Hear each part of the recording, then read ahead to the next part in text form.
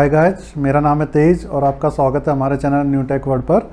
दोस्तों, आज इस वीडियो में मैं आपको बताऊंगा कि अपने होम राउटर को आप घर में कहां प्लेस करें जिससे कि आपको मैक्सिमम कवरेज मिले और नेटवर्क की स्पीड भी ठीक मिले। कई बार आपने ऑब्जर्व किया होगा कि ऑनलाइन मीटिंग के दौरान या फिर ऑनलाइन क्लासेस में आपकी अचानक से मीटिंग डिस्कनेक्ट हो जाती है क्योंकि आप जहाँ बैठे हैं वहाँ पे नेटवर्क आपका प्रॉपर नहीं आता है। वाईफाई नेटवर्क राउटर से आप दूर बैठे होते हैं, उसकी वजह से आपकी इंटरनेट की स्पीड भी कम हो जाती है, तो इस वजह से आपकी ऑनलाइन मीटिंग डिस्कनेक्ट हो जाती है। शुरू करने से पहले मैं आपको कुछ बेसिक चीज़ें बताना चाहता हूँ होम राउटर के बारे में। एक तो आजकल जो ड्यूल बैंड होम राउटर आते हैं उसमें दो बैंड होते हैं, एक तो 2.4 गीगाहर्ट्ज़ बैंड होता है और एक 5 गीगाहर्ट्ज़ बैंड होता है। तो 2.4 गीगाहर्ट्ज़ बैंड पर आपको रेंज ज़्यादा मिलती है पर स्पीड कम होती है, और 5 गीगाहर्ट्ज़ बैंड पर आपको स्पीड ज़्यादा मिलती है पर रेंज कम होती है। दूसरी बात यह है कि जितनी नंबर ऑफ़ डिवाइसेस आपके वाईफाई राउटर से कनेक्ट होंगी उतनी उसकी स्पीड कम हो जाएगी। फॉर एग्जांपल, अगर आपका टीवी 4K में कोई वीडियो स्ट्रीम कर रहा है, आपकी ऑनलाइन मीटिंग चल रही है लैपटॉप पर, मोबाइल भी कनेक्टेड है, तो वो आपकी जो internet service provider speed provide कर रहा है सभी डिवाइसेस में इक्वली डिस्ट्रीब्यूट हो जाएगी। तो आपको अगर अपने राउटर की एक्चुअल स्पीड पता करनी है कि वहाँ से आपकी इंटरनेट सर्विस प्रोवाइडर कितनी स्पीड दे रहा है, तो इसके लिए आपको उसके लैन पोर्ट पर, जो कि ईथरनेट पोर्ट होता है, ईथरनेट केबल से अपने लैपटॉप को कनेक्ट करना पड़ेगा और फिर आप speedtest.net की सहायता से अपने ISP की एक्चुअल स्पीड पता कर सकते हैं। कई बार ऐसा होता है कि आप राउटर से दूर बैठे हुए हैं, जैसे कि किसी दूसरे कमरे में, तो वहाँ पे नेटवर्क स्ट्रेंथ कम होने के कारण आपकी इंटरनेट की स्पीड भी कम हो जाती है।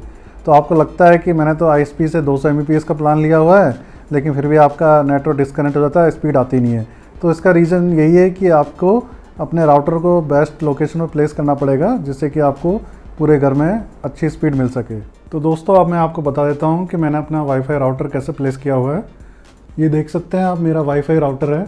मैंने इसको middle of the house place किया हुआ है। ये मेरा ड्राइंग रूम है, यहाँ पर स्मार्ट TV मेरा लगा हुआ है और यहाँ पे एक राउटर बीच कॉरिडोर में यहाँ लगा हुआ है। और सामने की तरफ देखिए 2 कमरे हैं और एक कमरा इधर है। तो इस तरीके से इस जगह पे राउटर प्लेस करने से आपको घर में मैक्सिमम कवरेज मिलेगी। एक तो आपको middle of the house place करना है राउटर, जहाँ से आपके सभी कमरों में और ड्राइंग रूम में रेंज पहुँच सके, और दूसरा आपको थोड़ा हाइट पे लगाना है इसको। 6 to 7 फीट या 8 फीट की हाइट पर आप लगाएंगे तो इसकी रेंज आपको बेटर मिलेगी। पहले मैंने अपना राउटर इस फ्रिज के ऊपर रखा हुआ था, तो देख सकते हैं यहाँ पे ये दीवार है, तो दीवार से इसका नेटवर्क यहाँ से ऑब्स्ट्रक्ट हो रहा था, आगे की ओर ज़्यादा जा नहीं पा रहा था। तो अब मैंने यहाँ इसको प्लेस कर दिया, तो दोनों साइड में इसका ओपन एरिया है, यहाँ से किसी दीवार या दरवाजे से इसकी नेटवर्क रेंज अटेन्यूट नहीं हो रही है। तो एक चीज़ और ध्यान रखनी होगी आपको, जितने ज़्यादा दीवारें और दरवाजे बीच में आएंगे उतना आपका नेटवर्क अटेन्यूट होगा, यानी कि उसकी रेंज कम हो जाएगी। तो आपको ये भी ध्यान रखना है, जब राउटर को आप प्लेस करें तो कम से कम दीवारें और दरवाजे उसके बीच में आए जहाँ पे आपका लैपटॉप या आपका मोबाइल वहाँ पे यूज़ करने वाले हैं। ये तो फ्लैट की बात है। इन केस आपको राउटर अपने डुप्लेक्स होम में या फिर मल्टी स्टोरिंग होम में लगाना है तो आप ऐसी लोकेशन पे लगा सकते हैं। फॉर एग्जांपल, अगर डुप्लेक्स हाउस है आपको, तो मिडिल ऑफ द हाउस आप इस राउटर को लगा सकते हैं जिससे कि आपको रेंज ग्राउंड फ्लोर और फर्स्ट फ्लोर पर ईजिली मिल सके। अब मैं आपको बताता हूँ कि यदि इन केस का राउटर बीच में रखा हुआ है घर में, तब भी आपके किसी एरिया में या किसी रूम में रेंज नहीं पहुँच पा रही है, तो अपने वाईफाई राउटर की रेंज को कैसे एक्सटेंड करें दूसरे राउटर की सहायता से। ये मेरे घर का बैक साइड का रूम है जो कि राउटर से काफ़ी दूर है, राउटर वहाँ लगा हुआ है। तो यहाँ पे मैंने एक और राउटर यहाँ लगा दिया है और इसको स्विच की तरह बना दिया है। तो ये एक तरीके से वाईफाई का एक्सटेंशन बन गया है। यहाँ पर इसको मैंने Cat 6 केबल से जोड़ दिया है। एक Cat 6 केबल लगाई मैंने, ये केबल फिर उस राउटर से जाके वहाँ पे मैंने इसको कनेक्ट कर दिया है। देखिए, इस केबल को मैंने यहाँ पे इस राउटर से कनेक्ट कर दिया है। तो अब ये राउटर मेरा वाईफाई का एक्सटेंशन बन गया है। इस कमरे में अब मुझे वाईफाई की रेंज भी अच्छी मिल जा रही है। तो इस राउटर के साथ में मैंने अपने डेस्कटॉप को भी कनेक्ट किया हुआ है ईथरनेट केबल की सहायता से। तो इस तरीके से आप अपने राउटर की रेंज बढ़ा सकते हैं दूसरा राउटर जोड़कर। ये बहुत ही आसान है, मैं आपको बता देता हूँ थोड़ी देर में कैसे आपको दूसरे राउटर को स्विच की तरह यूज़ करना है, उसकी रेंज, मेन राउटर की रेंज आप कैसे बढ़ा सकते हैं। और मैं आपको ये भी बता देता हूँ कि अपने लैपटॉप और मोबाइल की सहायता से आप वाईफाई की रेंज कैसे पता कर सकते हैं कि वहाँ एक्चुअल में कितनी रेंज आ रही है। यहाँ पे एक चीज़ और इम्पोर्टेंट मैं आपको बताना चाहूँगा कि आपको अपने मेन राउटर से दूसरे राउटर को कैट 6 केबल से ही जोड़ना है। अगर आप कैट 5 केबल यूज़ करेंगे तो वो केवल 100 Mbps तक सपोर्ट करती है। कैट 5 केबल आपकी 1 Gbps सपोर्ट करती है और कैट 6 केबल आपकी 10 Gbps तक सपोर्ट करती है। और दूसरे राउटर को ख़रीदते समय ये भी इंश्योर करना है कि उसमें लैन पोर्ट आपका 1 Gbps का मिले, क्योंकि अगर आपने अपना इंटरनेट कनेक्शन 100 Mbps से ज़्यादा लिया हुआ है, जैसे कि 200 Mbps, 300 Mbps या फिर 500 Mbps, तो उसको आप पूरा यूटिलाइज़ नहीं कर पाएंगे सेकंड राउटर में, यदि आपके सेकंड राउटर में लैन पोर्ट ओनली 100 Mbps के हैं। तो वो मैं अभी आपको बता देता हूँ। दोस्तों अब मैं आपको बता देता हूँ कि आपको अगर रेंज एक्सटेंशन के लिए दूसरा राउटर ख़रीदना है तो उसमें आपको क्या क्या चेक करना चाहिए। फॉर एग्जांपल ये TP-Link का आर्चर AC1200 राउटर है, तो इसमें देख सकते हैं स्पेसिफिकेशन में आपको 2.4 GHz में 300 Mbps की स्पीड मिलती है, 5 GHz में 867 Mbps की स्पीड मिलती है, और इसमें आपको गीगाबिट पोर्ट मिलते हैं। इसमें जो लैन पोर्ट हैं वो 4 गीगाबिट लैन पोर्ट हैं, यानी उनकी स्पीड 1 Gbps की है, और इसमें एक वैन पोर्ट भी है, वो भी 1 Gbps की स्पीड का है। तो वैन पोर्ट और लैन पोर्ट कैसे दिखते हैं मैं आपको बता देता हूँ। इसकी फ़ोटो में अगर हम देखेंगे, ये वाला फ़ोटो देखते हैं, इसको बड़ा करते हैं जूम। यहाँ देखेंगे आप, ये तो आपका वैन पोर्ट है और ये आपके लैन पोर्ट हैं, लैन 1, लैन 2, लैन 3, लैन 4।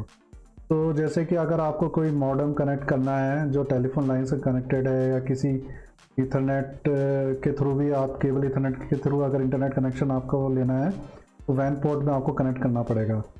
लेकिन अगर रेंज एक्सटेंशन करनी है आपको तो प्राइमरी राउटर से सेकेंडरी राउटर को इस लैन पोर्ट में कनेक्ट करना पड़ेगा।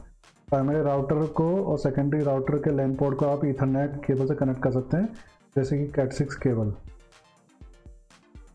अगर आप लैन पोर्ट यहाँ पे 1 Gbps के नहीं लेते हैं तो इवन आपका प्राइमरी राउटर 1 Gbps सपोर्ट करता है, आपका सेकेंडरी राउटर में 100 Mbps से स्पीड ज़्यादा नहीं मिलेगी।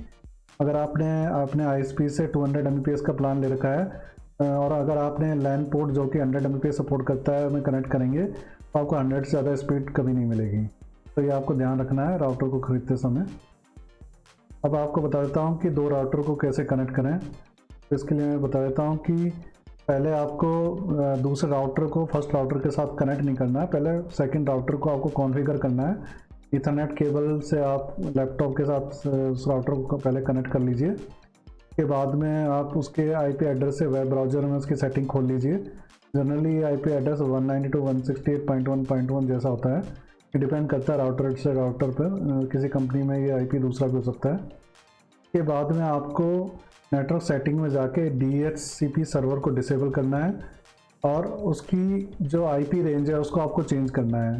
जो IP एड्रेस है राउटर का उसको आपको सेम IP रेंज में करना है जो कि आपका प्राइमरी राउटर है। अगर आपका प्राइमरी राउटर का IP 192.168.1.1 है तो उसका सेकेंड राउटर का IP भी आपको इसी रेंज में होना चाहिए, जैसे कि 192.168.1.50। तो आप नोट कर लीजिए, क्योंकि एक बार सेव करने के बाद अगर आपको लॉगिन करना है इस राउटर में तो इसी IP को आपको वेब ब्राउज़र में डाल के लॉगिन करना पड़ेगा। तो इसके बाद में ये सेटिंग करने के बाद में आप DHCP सर्वर ऑफ कर दीजिए, उसके राउटर के IP चेंज कर दीजिए। के बाद दोनों राउटर को लैन पोर्ट से कनेक्ट कर दीजिए कैट 6 केबल से। फोटोग्राफ में मैंने दिखाया है, लैन पोर्ट से प्राइमरी राउटर के सेकेंडरी राउटर के लैन पोर्ट को आपको कनेक्ट करना है और उसके वैन पोर्ट से सेकेंडरी राउटर के वैन पोर्ट से कनेक्ट नहीं करना है, ये हमेशा ध्यान रखना है। अब मैं आपको अपने D-Link राउटर में सेटिंग दिखा देता हूँ। अगर आपको ये सेटिंग करने में मुश्किल हो रही है तो आप अपने सर्विस प्रोवाइडर से भी करा सकते हैं। तो अपने D-Link राउटर में आप लॉगिन करता हूँ मैं, उसका IP एड्रेस है, यहाँ पे इसको लॉगिन करता हूँ मैं।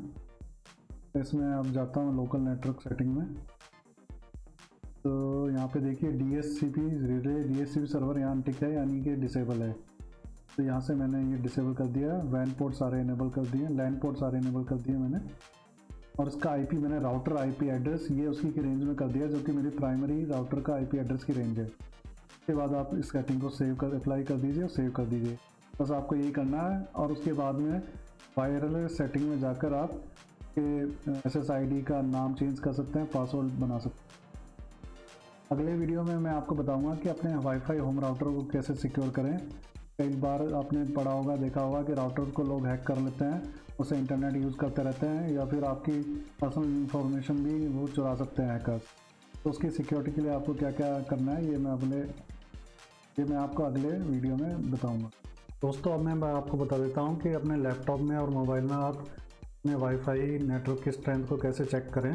वैसे तो आप वाईफाई नेटवर्क के सिंबल से भी देख सकते हैं कितने बार हैं उसमें। अगर फुल बार हैं तो स्ट्रेंथ अच्छी है, अगर कम बार हैं तो इसका मतलब स्ट्रेंथ अच्छी नहीं है। लेकिन एग्जैक्ट स्ट्रेंथ चेक करने के लिए मैं आपको बता देता हूँ कि लैपटॉप और मोबाइल में आप कैसे चेक करें। वैसे तो आप देख सकते हैं कि वाईफाई का जो सिंबल है उस पर आप क्लिक करेंगे यहाँ पे, तो आपको डिफरेंट नेटवर्क यहाँ दिखाई देंगे। यहाँ देख सकते हैं पूरे यहाँ बाहर यहाँ पे हैं, तो इसका मतलब इसकी स्ट्रेंथ अच्छी है, ये भी ठीक है। तो वाले राउटर में डी लिंक जो है, टीपी डी लिंक, यहाँ देख सकते हैं थोड़ी सी नेटवर्क रेंज कम आ रही है। अब एक आपको कमांड प्रॉम्प्ट बताता हूँ मैं, NTSH शो इंटरफेसेस। यहाँ पे हम कमांड प्रॉम्प्ट खोलते हैं, TMD रन में ट्राई करते हैं, तो पेस्ट करते हैं। ये पेस्ट कर दिया मैंने। तो अब देख रहे हैं यहाँ पे इसकी सिग्नल स्ट्रेंथ 76% दिखा रहा है, TP वर्मा 5G। अब मैं किसी दूसरे नेटवर्क से कनेक्ट करता हूँ, TP डी लिंक, जो कि मेरे पिछले कमरे में राउटर है, यहाँ से थोड़ा दूर है, अभी मैं अगले कमरे में बैठा हुआ हूँ। इसको कनेक्ट करता हूँ। अब मेरा TP डी लिंक यहाँ से कनेक्ट हो गया है। तो अब इसकी स्ट्रेंथ हम चेक करते हैं कितनी आ रही है। यहाँ पे वापस मैं पेस्ट करता हूँ, तो ये देख रहे हैं यहाँ पे 49% मिल रही है, क्योंकि ये राउटर मेरे लैपटॉप से थोड़ा दूर है और ये वाला राउटर थोड़ा पास है। तो अगर आपकी स्ट्रेंथ अगर 40 से कम हो जाती है, तो या 40 या 35 से कम हो जाती है परसेंटेज से, इसका मतलब आपका सिग्नल यहाँ पे बहुत पुअर है। आपकी इंटरनेट भी यहाँ पे डिस्कनेक्ट हो सकता है। ड्यूरिंग ऑनलाइन मीटिंग आपकी मीटिंग भी यहाँ से डिस्कनेक्ट हो सकती है। अब मैं आपको बता देता हूँ कि मोबाइल में आप सिग्नल स्ट्रेंथ कैसे चेक करें। एंड्रॉयड मोबाइल में अगर आपको वाईफाई की रेंज का और उसकी स्टेटस का पता करना है, तो एक आप ऐप इंस्टॉल कर सकते हैं, वाईफाई एनालाइजर। इस ऐप को आप ओपन करेंगे तो यहाँ पे आपको डिफरेंट वाईफाई बैंड दिखाई देंगे जो नियर बाई आपके घर के आसपास हैं। यहाँ देख सकते हैं आपको 10 दिखाई दे रही है डीबी में। जितना ये डीबी में माइनस में कम होगा उतनी रेंज ज़्यादा होगी।